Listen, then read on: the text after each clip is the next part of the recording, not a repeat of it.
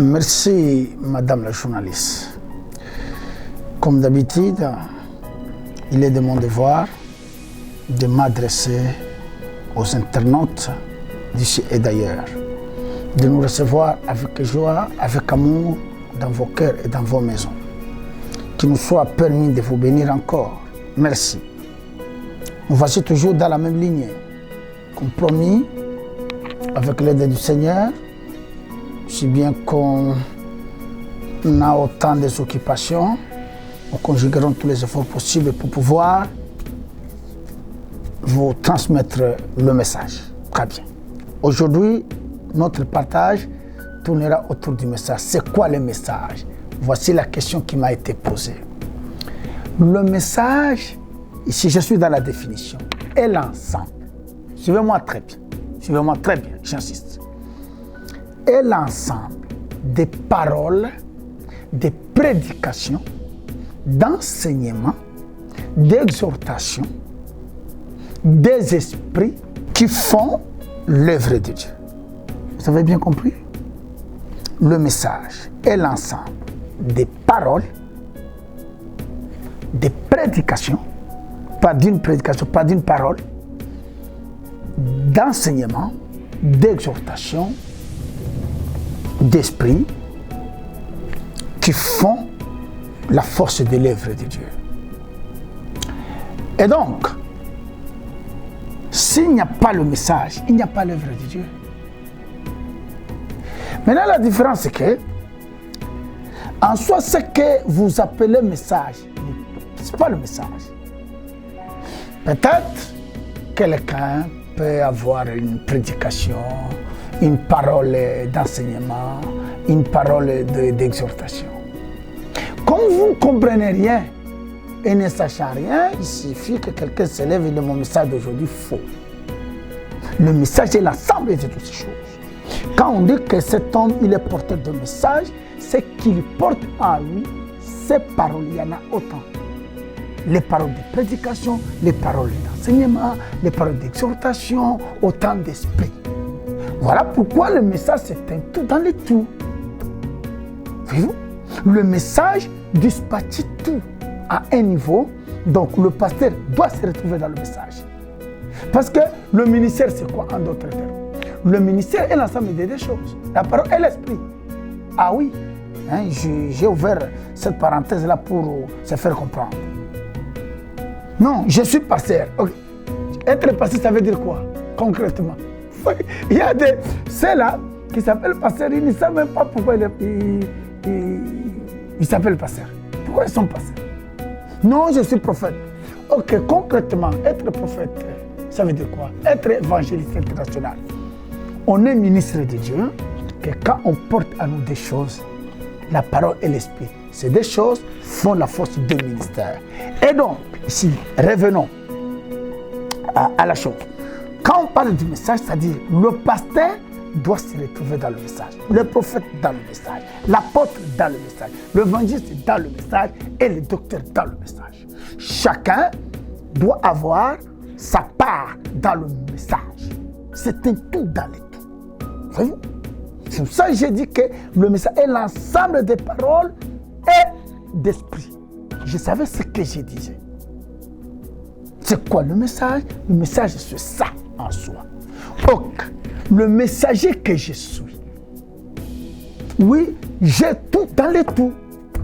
Je suis porteur de ces choses. À un moment donné, je peux être pasteur, comme je venais de le dire. C'est-à-dire, être pasteur, je connais la parole d'un pasteur et l'esprit qui l'anime. Voilà les choses qui font la force du ministère. Je suis ministre de Dieu. C'est quoi concrètement, mon Dieu, ma foi? C'est pas remplir les gens. Même les mondains, les païens remplissent les gens dans des stades, dans des cérémonies, dans des manifestations. Je suis pasteur parce que le pasteur a la parole de l'édification pour que cette parole soit porteuse de vie et doit être précédée par un esprit. Voilà le ministère. Je suis prophète. Un prophète, il a la parole de l'enseignement.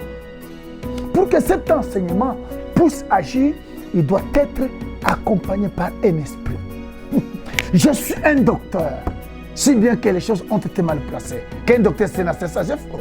L'enseignant, c'est le prophète. Un docteur, c'est un exhortateur. Il a la parole d'exhortation. Et derrière cette parole dont il est porteur, il a l'esprit. Je suis apôtre. Qui est apôtre? Un apôtre, mes frères et sœurs, il a la parole de la prédication. Pour que sa prédication puisse avoir des effets, cette prédication doit être accompagnée par un esprit. Voilà pourquoi je vous ai dit que le message, c'est le tout dans le tout. Le message est l'ensemble des paroles et d'esprit. Voilà le message.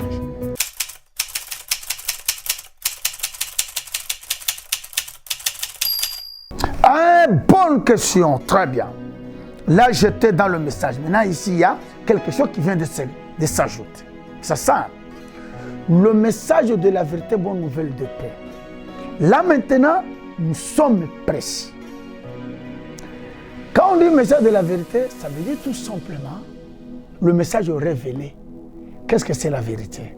La vérité est la révélation. Celui qui est détenteur d'une révélation, c'est celui qui a la vérité. Le message révélé veut dire le message de la vérité. La vérité n'est qu'autre la révélation. Donc, si le message est l'ensemble des paroles et d'esprit, comme je venais de le dire, c'est le tout dans le tout, ce message doit reposer sur une révélation. Et oui, merci pour cette question encore. Parce que le message est l'apanage des prophètes.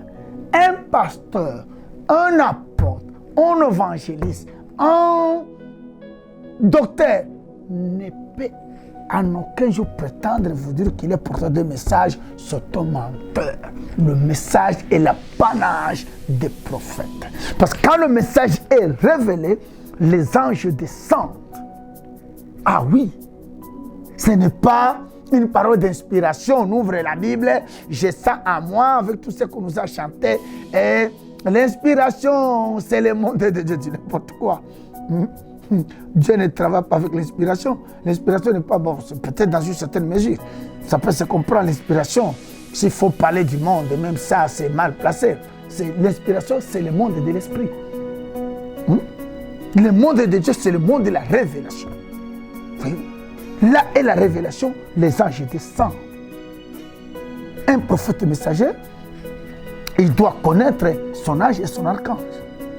Parce que si il faut parler du message, il faut parler du livre, pas de la Bible. Le message trouve son origine dans le livre de la vérité. Quoi? Daniel chapitre 12. On a fait voir à Daniel ce qui était écrit dans le livre de la vérité, ce n'était pas la Bible. Quand Daniel parle, la Bible n'a jamais vu jour.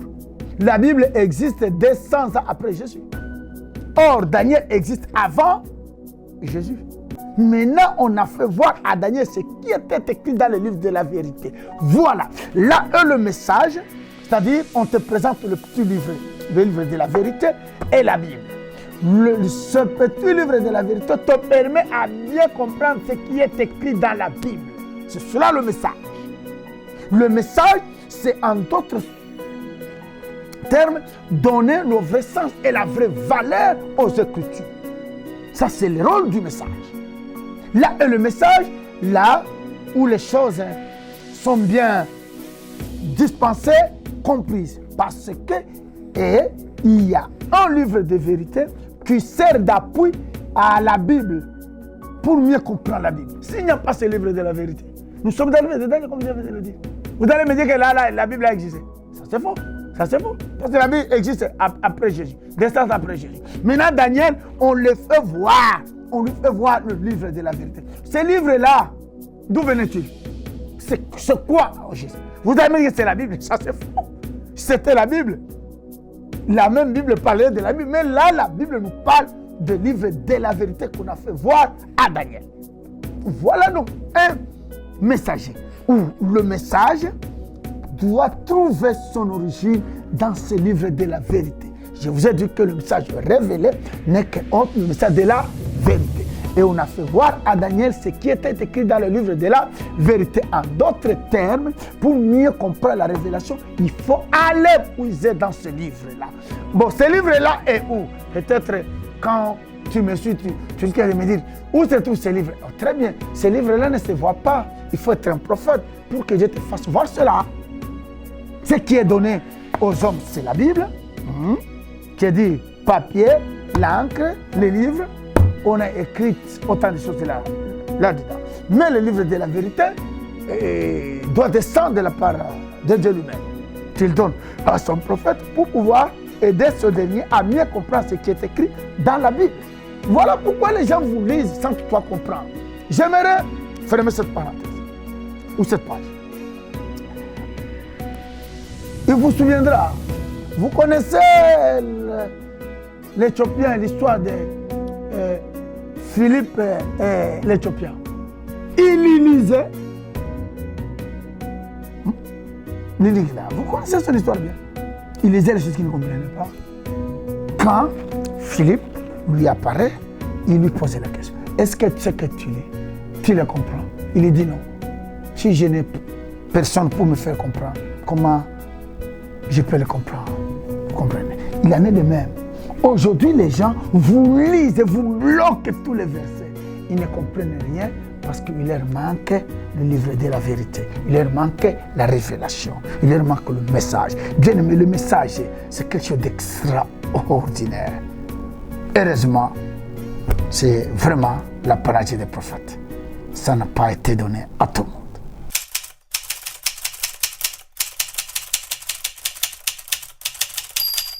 Oui, je l'ai dit, madame la journaliste, dans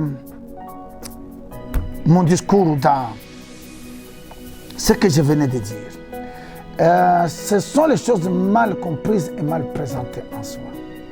Comme je l'ai dit, il suffit que quelqu'un se lève, mon message est d'aujourd'hui. C'est normal. L'assemblée qui est devant lui, elle est un peu, comment dirais-je, ignorante.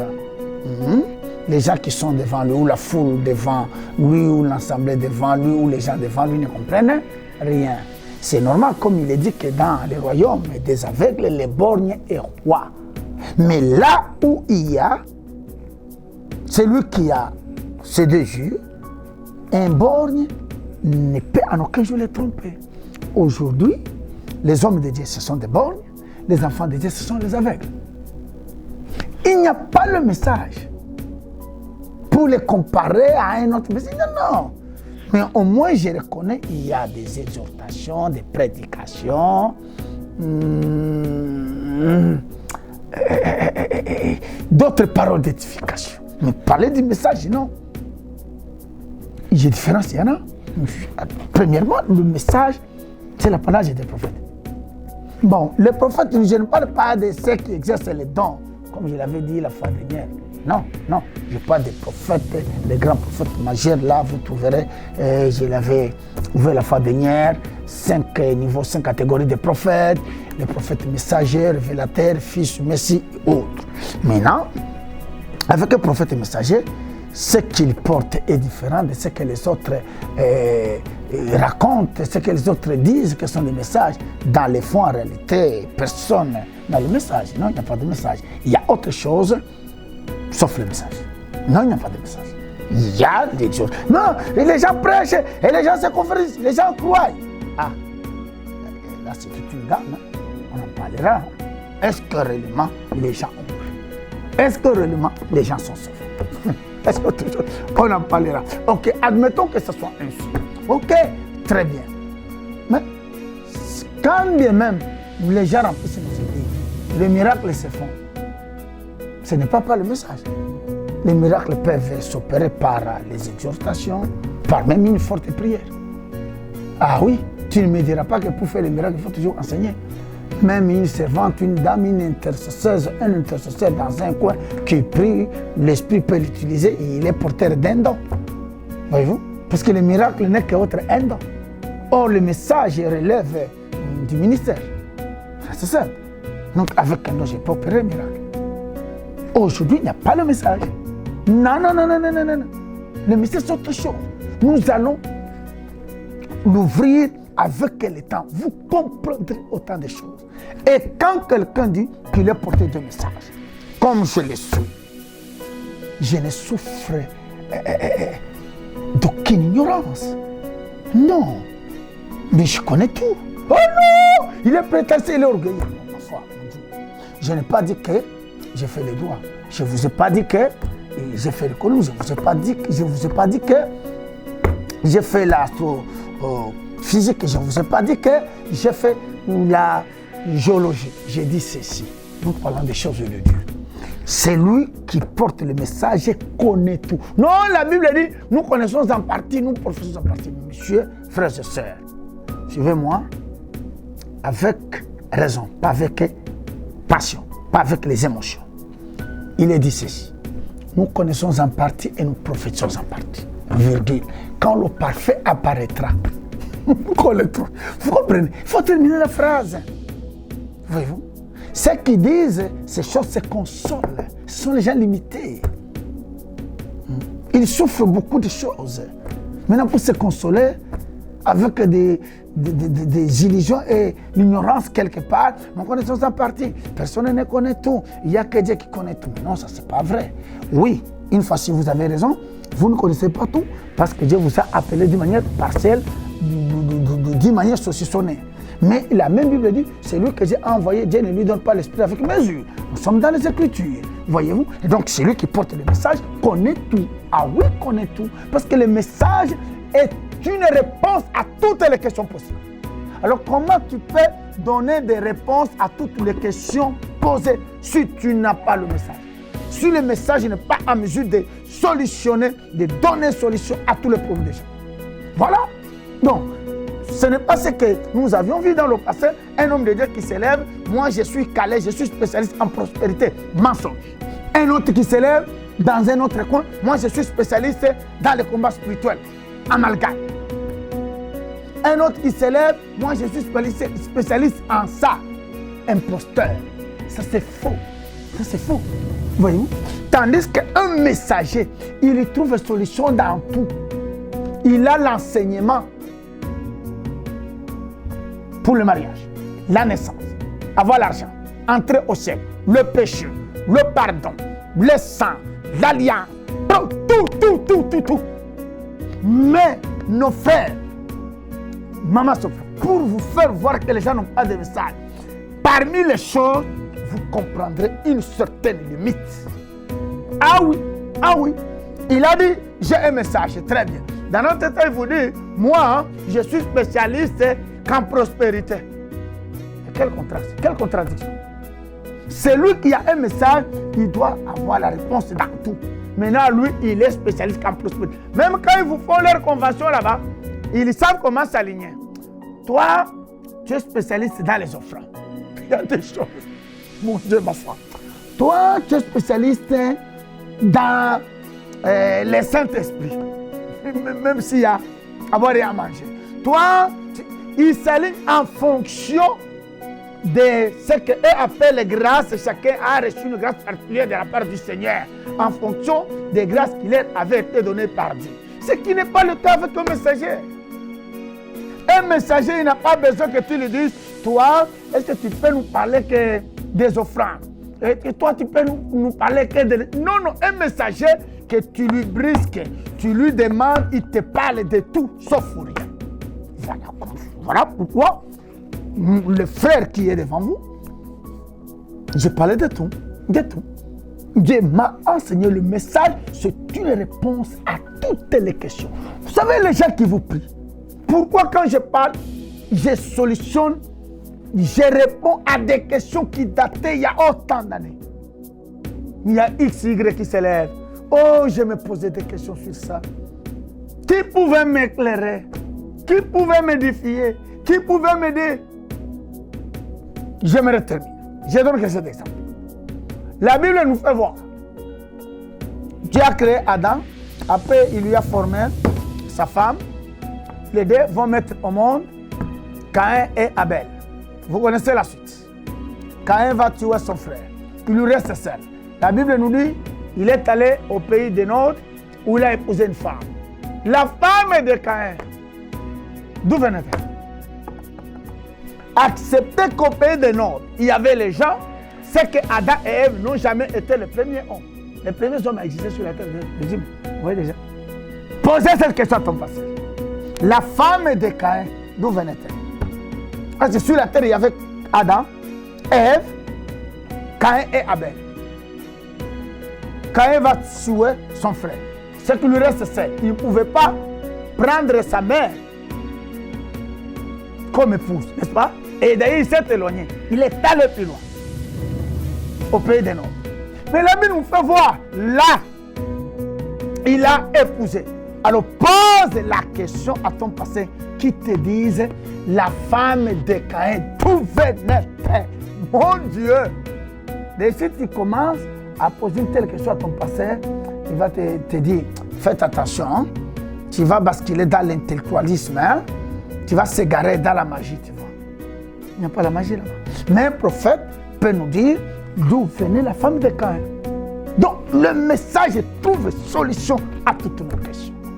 Que mon Dieu vous bénisse, que vous protège. Ce n'est une partie remise.